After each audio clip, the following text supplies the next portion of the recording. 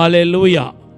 యేసుక్రీస్తు నామములో ఈ మార్నింగ్ మన్నా అని ఈ కార్యక్రమానికి మిమ్మల్ని ప్రేమతో ఆహ్వానిస్తున్నాను. మీరు నానాటికి దేవుని యొక్క కృపలో ప్రేమలో ఎదగాలని దేవుని సన్నిధిలో ప్రార్థిస్తున్నాను. ఈ ఆగస్టు 9వ తారీఖున మిమ్మల్ని దేవుడు ఉన్నతంగా ఆశీర్వదిస్తానని వాగ్దానం చేస్తున్నాడు. దావీదుకు దేవుడు చేసిన వాగ్దానం, ఆ నిబంధన ఏదైతే ఉందో అవి మరలా జ్ఞాపకం చేసుకొని మీతో కూడా నిబంధన చేసుకుంటున్నానని ప్రభు చెప్తున్నాడు. కీర్తన 89, 20, 21, 22 ఈ 3 వాగ్దానాలు దేవుడు మీకు వాగ్దానం చేస్తున్నాడు. మీరు దావీదులాగా అభిషేకించబడబోతున్నారు. స్తుతి ఆరాధన ఆత్మతో నింపబడబోతున్నారు. ప్రార్థన ఆత్మతో నింపబడబోతున్నారు. మీ జీవితంలో పోగొట్టుకున్న సమస్తాన్ని దేవుడు మీకు తిరిగి ఇచ్చి మిమ్మల్ని ఘనహానర్ చేయబోతున్నానని మాట్లాడుతున్నాడు. దేవుని బిడ్డలారా, మన క్రైస్తవ జీవితానికి మూలము ప్రారంభము ఏదంటే పునరుత్థానం. యేసుక్రీస్తు యొక్క పునరుత్థానాన్ని గురించిన పూర్తి అవగాహన ఎవరికైతే ఉందో వారు ఖచ్చితంగా ధన్యులు అవుతారు. వారు జీవితము నానాటికి విస్తరించబడతాయి. అయితే పునరుత్థానం పొందిన యేసుక్రీస్తు ఆయన పునరుత్థాన దర్శనం కోసం ఎవరైతే ఎదురు చూస్తారో వారికి ఆయన చేసిన కార్యం ఏంటంటే ఆయన రాళ్ళను దొర్లించినట్టుగా మన పరిశుద్ధ గ్రంథంలో చూస్తున్నాం. మార్కు సువార్త 16వ అధ్యాయం 3-4 వచనాలు చదివితే కొంతమంది స్త్రీలు యేసు పునరుత్థానాన్ని చూడాలని వారు పరుగున వచ్చారు. సమాధి దగ్గరికి వచ్చేసరికి సమాధి యొక్క ముఖద్వారంలో పెద్ద బండరాయి ఉంది. ఈ బండరాయిని మొదటిగా వారిలో బలంగా ఉన్న స్త్రీలు ట్రై చేశారు దొర్లించడానికి. వాళ్ళ వలన కారలేదు. అందరం కలిసి దొర్లించారు, వాళ్ళ వలన కూడా కారలేదు. చివరిగా వాళ్ళు ఏం చేస్తున్నారంటే అంగలారుస్తున్నారన్నమాట. మన కొరకు ఈ రాయిని ఎవరు దొర్లిస్తారని అంగలారుస్తూ ఉండగా బైబిల్ చెప్తుంది, వారి యొక్క వాళ్ళు ఏ రాయి అయితే దొర్లించబడాలని కోరుకున్నారో ఆ రాయి దొర్లించబడినట్టుగా మన పరిశుద్ధ గ్రంథంలో చూస్తున్నాం. ఈరోజు కూడా మీకు అడ్డుగా ఉన్న ప్రతి బండను ప్రభు దొర్లించబోతున్నాడు. మీ జీవితంలో ఏవేవైతే అడ్డుగా ఉన్నాయో, మీ స్వస్థతకు అడ్డుగా ఉన్నవి, మీ ఆత్మీయ జీవితానికి అడ్డుగా ఉన్నవి, మీ అభిషేకం మీ సేవకి అడ్డుగా ఉన్నవి. సేవలో కొంతమంది సేవకులు ఈ వాక్యం వింటున్నారు కదా, మీ సేవలు ఏదైతే అడ్డుగా ఉందో ఆ అడ్డన్ని తొలగించబడబోతున్నాయి. మీరు భయపడవద్దు, దిగులు పడవద్దు. మీరు ఆర్థికంగా మరి ఎంతో వేదన పడతా ఉన్నారు.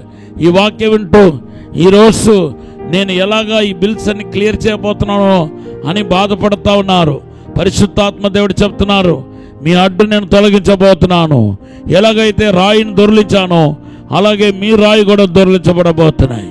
దేవుని బిడ్డలారా, వాక్యంలో ఈ యొక్క బండరాయి అనేది దేన్ని చూపిస్తుందంటే యెహోషువ గ్రంథం 5వ అధ్యాయం 9వ వచనం చదివితే ఐగుప్తు యొక్క నిందను చూపిస్తున్నాయి. ఐగుప్తు యొక్క నిందను దొర్లిస్తానంటున్నాడు. అలా దొర్లించాడు కూడా. ఆ దొర్లించిన స్థలానికి గిల్గాల్ అని పేరు పెట్టమంటున్నాడు. అవును బిడ్డలారా, ఈ రాయి, ఈ బండరాయి దేన్ని చూపిస్తుందంటే గిల్గాల్ చూపిస్తుంది. ఈరోజు మీ జీవితంలో కనపడుతున్న ఎటువంటి అడ్డుబండ అయినా సరే తొలగించబడతాయి. నేను చెప్తున్నాను, నేను ప్రవచిస్తున్నాను, నీ జీవితంలో ఇంక మీద అడ్డు కనపడదు, అభ్యంతరాలు కనపడదు. దేవుని యొక్క ఆత్మ కార్యం మీ జీవితంలో జరగబోతుంది. మిమ్మల్ని ఆత్మీయంగా, భౌతికంగా, శారీరకంగా బాధ పెట్టే శక్తులు ఏవైతే ఉందో అది మంత్ర శక్తులు కానీ, మనుషుల శక్తులు కానీ, దురాత్మ శక్తులు కానీ ఏదైనా ఈరోజు విడిచి వెళ్ళబోతుంది. రాసుకోండి, ఈరోజు ఆగస్టు 9, 2025 నాకు ఆశీర్వాదపు దినము, అద్భుతపు దినము. దేవుడు నాతో నిబంధన చేస్తున్నాడు, నాకు అద్భుతం జరగబోతుందని రాసుకోండి. ఖచ్చితంగా దేవుని ఆశీర్వాదాన్ని, అద్భుతాన్ని మీరు చూడబోతున్నారు. అంతేకాదు, వాళ్ళు అలాగా నడుస్తూ వెళుతున్నప్పుడు యేసుప్రభువు వాళ్ళతో మాట్లాడుతూ వెళ్ళాడట. అప్పుడు వాళ్ళు పొందిన ఆ పునరుద్ధానుడు వలన పొందిన రెండవ ఆశీర్వాదం ఏంటో తెలుసా? బైబిల్ చెప్తుంది, వాళ్ళ హృదయము మండించబడిందంట. వాళ్ళ హృదయము దేవుని అగ్ని చేత మండించబడిందంట. లూకా సువార్త 24:32 దేవుని బిడ్డలారా, మీ హృదయం మండించబడబోతున్నాయి. పరిశుద్ధాత్మ చేత మండించబడబోతుంది. ఒక మనిషి ఒక హృదయం మండించబడుతున్నప్పుడు ఆయన విజ్ఞాపనలు చేయడానికి ప్రారంభిస్తాడు. కీర్తన 39:1-2 మనం చూస్తున్నాం. ఒక మనిషి ఒక హృదయం మండించబడుతున్నప్పుడు అన్య భాషలు మాట్లాడతాడు. అపోస్తల కార్యం 2:3-4 చూస్తున్నాం. ఒక మనిషి మండించబడుతున్నప్పుడు దేవుని బిడ్డలారా దేవుని స్వరం వింటాడు. అవును, మిమ్మల్ని ఈరోజు మండించబడుతున్న అనుభవంలోకి పరిశుద్ధాత్మ నడిపించబోతున్నాడు. మీ హృదయము, మీ జీవితము పరిశుద్ధాత్మ చేత మండించబడబోతున్నాయి. ఎవరెవరు నిలువచ్చని స్థితిలో ఉన్నారో, ఎవరెవరైతే ఆత్మీయంగా ఎండిపోయారో, ఎవరెవరైతే బలహీనంగా ఉన్నారో, ఎవరెవరైతే ఆత్మీయంగా సొమ్మసిల్లిపోయారో, పడిపోయి ఉన్నారో, మిమ్మల్ని ఈరోజు దేవుడు లేవనెత్తబోతున్నాడు. మీరు అభిషేకించబడబోతున్నారు కనుక దేవుని బిడ్డలారా, ఇంకా పునరుద్ధానుడు మీ మనోనేత్రాన్ని కూడా తెరుస్తాడు. అవును, మనోనేత్రాలు తెరవబడితేనే దేవుని ప్రత్యక్షతను, ఆత్మ ప్రత్యక్షతను చూడగలుగుతాం. పునరుద్ధానుడైన యేసుక్రీస్తు లూకా సువార్తలో వాళ్ళు ఒక మనోనేత్రాన్ని తెరవగా యేసును గుర్తించినట్టుగా మనం చూస్తున్నాం. లూకా సువార్త 24:30-32 మనం చూస్తున్నాం. అవును, ఈరోజు మీ యొక్క కళ్ళు కూడా తెరవబడబోతున్నాయి. ఆత్మీయ నేత్రాలు తెరవబడబోతున్నాయి. మిమ్మల్ని దేవుడు ఆశీర్వదించబోతున్నాడు. చిన్న ప్రార్థన చేస్తాను.